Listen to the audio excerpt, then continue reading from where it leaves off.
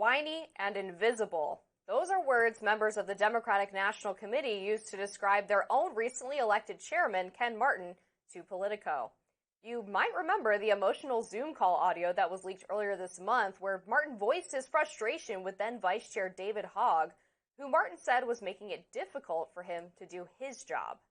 Shortly after that, two influential labor union leaders stepped down from their positions in the committee. Now Martin is taking fire from members of his party.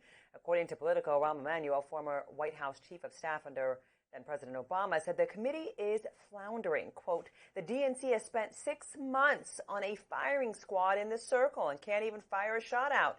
And Trump's world is a target-rich environment. Meanwhile, DNC donations are reportedly down big. According to the New York Times, the financial situation is so bleak, the committee is considering borrowing money to keep paying the bills. All after Martin allegedly accepted a raise and expanded the committee's financial commitments to every state and some territories like Guam. Now, amid all the infighting and financial issues, a new Reuters Ipsos poll shows more than half of Democrats say party leadership should be replaced.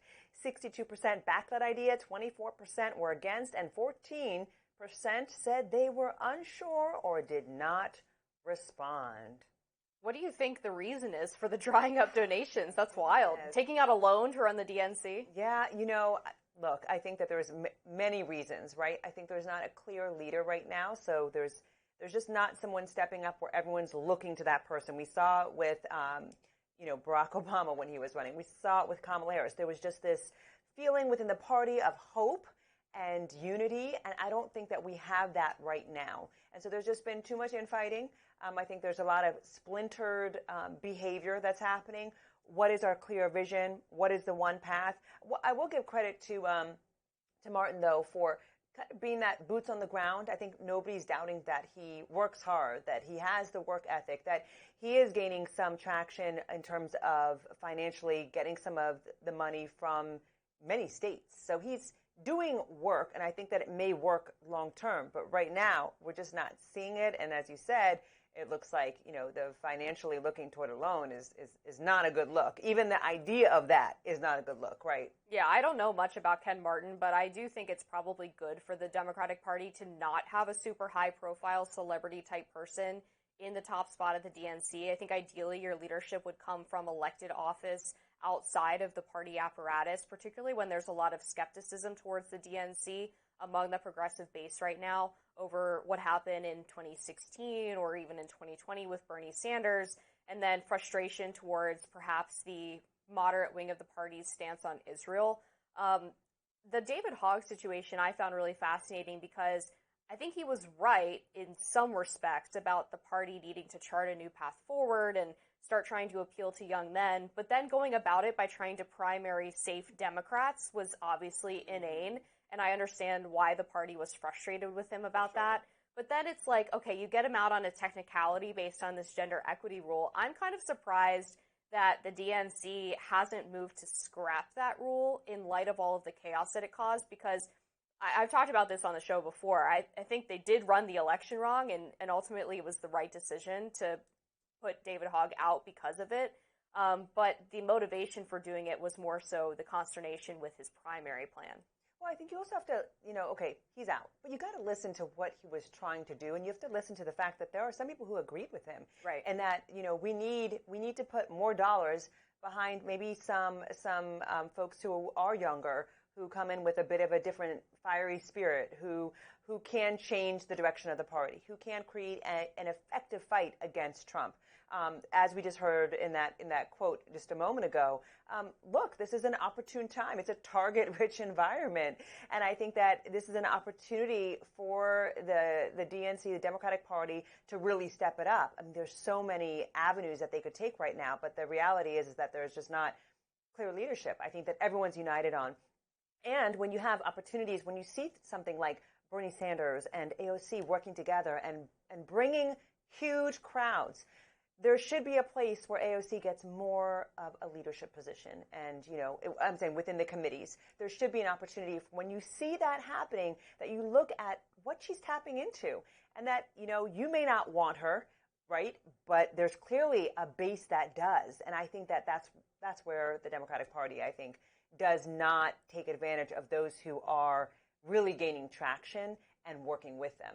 And it's fair to say that older leadership is a problem in both parties. I mean, Trump is obviously up there in years, but he's got potentially J.D. Vance and Marco Rubio being groomed to be the successor of the so-called MAGA movement.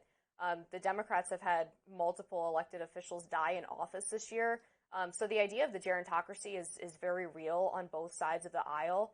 And I think it's concerning that the Democrats outside of AOC, who the DNC doesn't seem to like all that much, don't really have that person waiting in the wings to kind of take up the mantle as these people fade out of political office. Well, I think that, they look at folks like Governor Westmore, others who are gaining traction on a state level, and are seeing, maybe this could be someone who could move into a presidential spot in the future, right? And I don't know what his, personal feelings are at this very moment about running, but I think that they do see others in the landscape. But clearly, there's just there is a problem right now with their brand. And what you have to have, and I think we're seeing that with the gap between party leadership and the labor movement, you do have to have this brand of the Democratic Party. Who are we for? And what do we represent? And having it be super unified, and that's branding. And I will say that I think what the Republican Party, whether folks like the Republican Party or not, the branding is there. The branding is there. They're unified. They're going to back Trump for the most part in a lot of visions and ideals that he has at the core. And I just don't think the Democratic Party has landed on that really well. And I think that's the challenge as they move forward.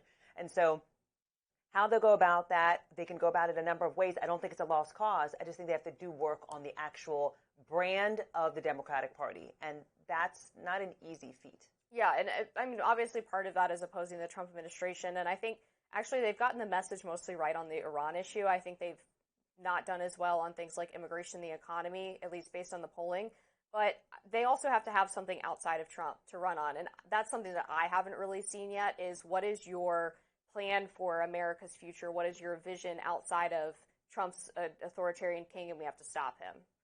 Right. And I think that, what they are seeing, and I think that we have seen is, the protests that have come. I think that there has been this rising under like a current, but then what happens after? So I think that, great, we have the protests, we have this belief that people really do believe in American values and patriotism, and they want to surround themselves around liberals sometimes. But I do think that there's something that there's not like a strategy. I think that's the challenge, is your brand and your strategy after those protests that often go very well isn't there. And that's what they, I think, have to work on, is the brand and the strategy. Like, how do you leverage those into actually both a compelling political message and then the organization around backing real certain movements. candidates? Yeah, and real movements besides, anti-Trump. Yep. Gotcha. Yeah. All right, New York City mayoral candidate Zohran Mamdani brought to tears. We'll explain. Stay with us.